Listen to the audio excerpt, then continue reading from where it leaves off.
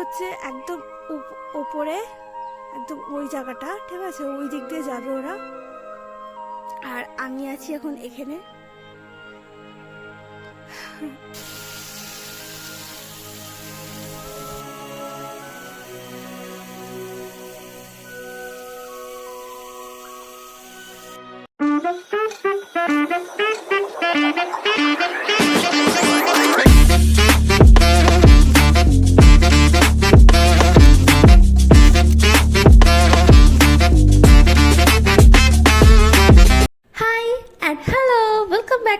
YouTube channel, কেমন আছো তোমরা সবাই? আশা করছি তোমরা অনেক অনেক অনেক বেশি ভালো আছো, আর আমিও কিন্তু অনেক বেশি ভালো আছি।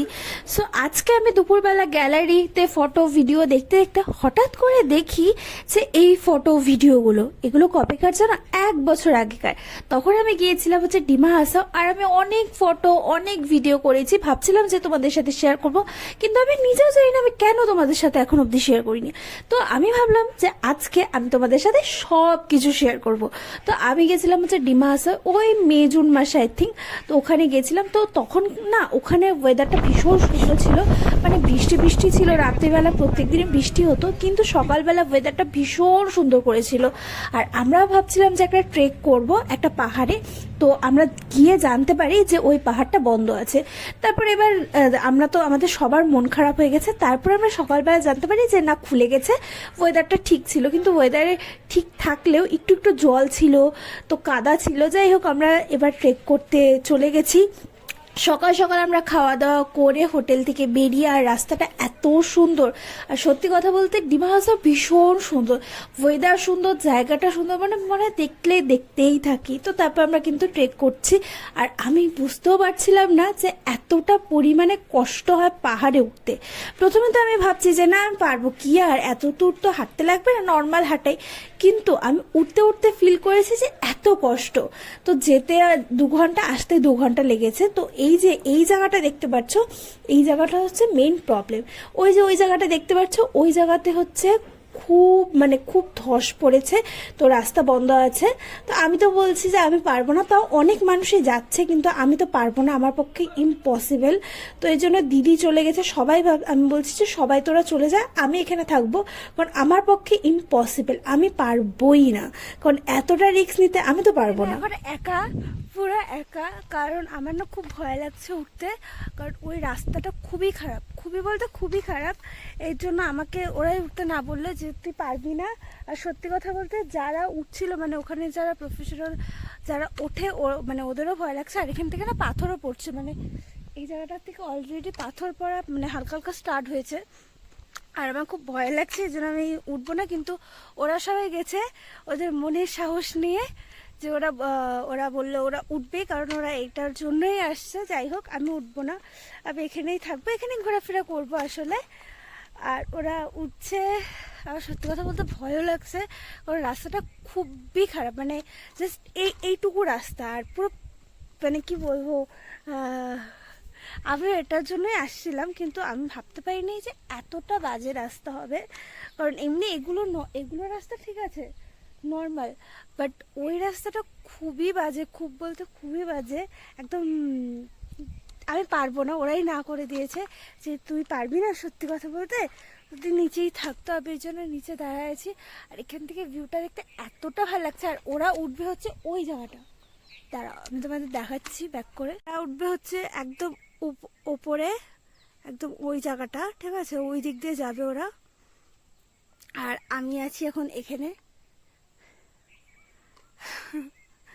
কি বলবো, তো এখানে কোথাও একটা বসার জায়গা, ওখানে আমি বসবো, এখন ওখানে বসে থাকবো, একটু হাঁটবো। আর এখান থেকে অনেকে লোক আসছে, কিন্তু বেশিরভাগ লোকই 90% লোকই চলে যাচ্ছে ব্যাক করে, কারণ ওরা বলছে পারবে না। আর 10% লোকই যাচ্ছে। যাই হোক, এখানে আমি তোমাদেরকে শুধু একটাই কথা বলবো, জাস্ট জায়গাটা দেখো। মানে আমি যেখানে ওরা সবাই গেছে, দিদিরা সবাই, ওখানে আমি যেতে পারিনি, কারণ আমার না ভীষণ ভয় লাগছিল। আর ওরাও না করেছে যে তুই যখন এত ভয় পাচ্ছিস তখন যাওয়ার দরকার নেই। কিন্তু এই জায়গাটা এত সুন্দর, আমার মনে হচ্ছে আমি বসে থাকছি তো বসেই থাকি, মানে আমি তাকিয়ে থাকি, মানে এতটাই সুন্দর। আর এইদিকে দেখো কতগুলো বাচ্চা এসেছে আমার সাথে গল্প করতে, আর আমি কিন্তু দারুণ গল্প করছি, মানে আমি এক ফোঁটা বোর ফিল করছি না। তারপর ওদের একটুখানি এই আশেপাশে আমি কিন্তু ঘুরছি, কারণ ওরা বলছে যে চলো দিদি এইদিকে আশেপাশে চলো ঘুরে আসি। তো আমি কিন্তু ওদের সাথে অনেকটা জায়গা ঘুরেছি আশেপাশে। তারপর ঘুরে ঠুরে কিন্তু আমি ভাবছি যে না, আমি আর থাকবো না, ওরা কখন না কখন আসবে, আমি নিচে যে গাড়ি আছে ওই গাড়িতে গিয়ে বসে থাকবো। তো এই জন্য আমি হাঁটছি। আর সত্যি কথা বলতে হাঁটতে হাঁটতে একটু পা ব্যথা করছিল, কারণ যেহেতু পাহাড়ের রাস্তা, আর রাস্তাটা না ভালো না।